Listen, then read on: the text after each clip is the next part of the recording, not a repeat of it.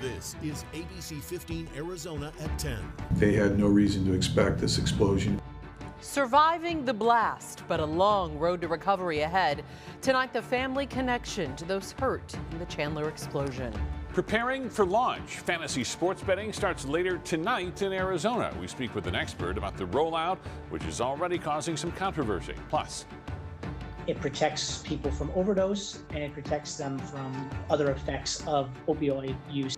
Injecting a chip into your body to get back on the path to sobriety. The unique option now being offered to those fighting addiction in the valley. but we start with breaking news and the U.S. striking back at the terror group ISIS-K. It comes after that deadly attack on Americans and Afghan refugees right outside the Kabul airport. I want to get right over to Faye Fredericks now, tracking these fast-moving developments tonight. Faye. Yeah, this strike coming just a day after President Biden vowed to hunt down whoever was responsible for the deadly attack outside the Kabul airport gates. President greenlighting a drone strike in the eastern Afghan province of Nangarhar. Thursday's ISIS-K attack killed 13 U.S. service members and more than 170 others looking to escape the Taliban takeover. U.S. Central Command saying today's retaliatory strike killed one man they described as a planner.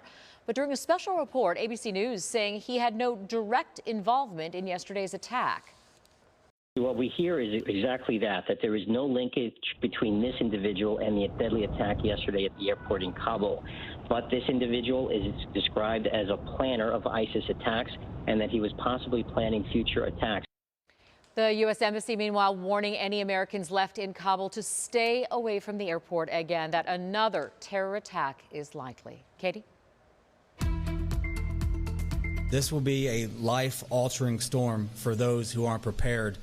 Tracking Hurricane Ida, the major storm churning toward Louisiana, set to make landfall this weekend. The governor there declaring a state of emergency for that entire state. And the mayor of New Orleans ordering a mandatory evacuation, but only a small area of that city, saying this storm is just moving too fast to call for a full evacuation.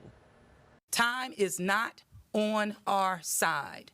The city cannot issue a mandatory evacuation because we don't have the time. I hate hearing that. We want to bring in Amber now. And Amber, you're watching the timeline of this hurricane for us. Yeah, absolutely. And the rapid intensification it's about to undergo as it goes across the Gulf of Mexico. Now, a Category 1 storm. Look at the timing on this as we track it out here for you. By the time we hit tomorrow afternoon, it's going to be a Cat 3.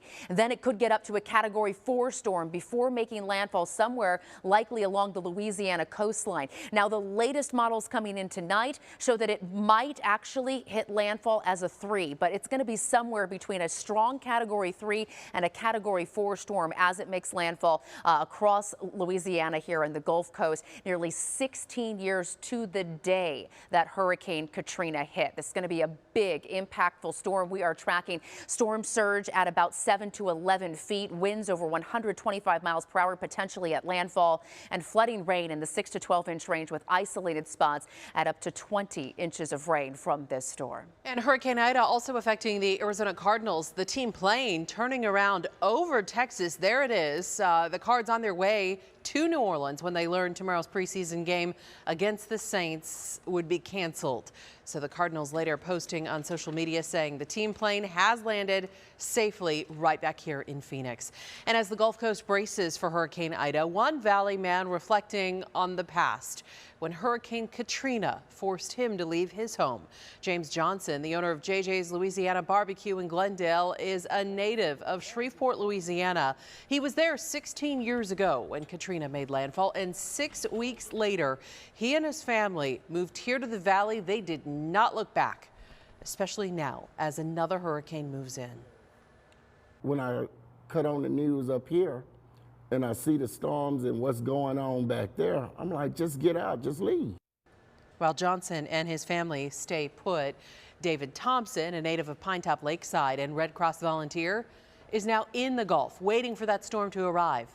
He's joined by at least 5 other Arizona Red Cross volunteers tonight.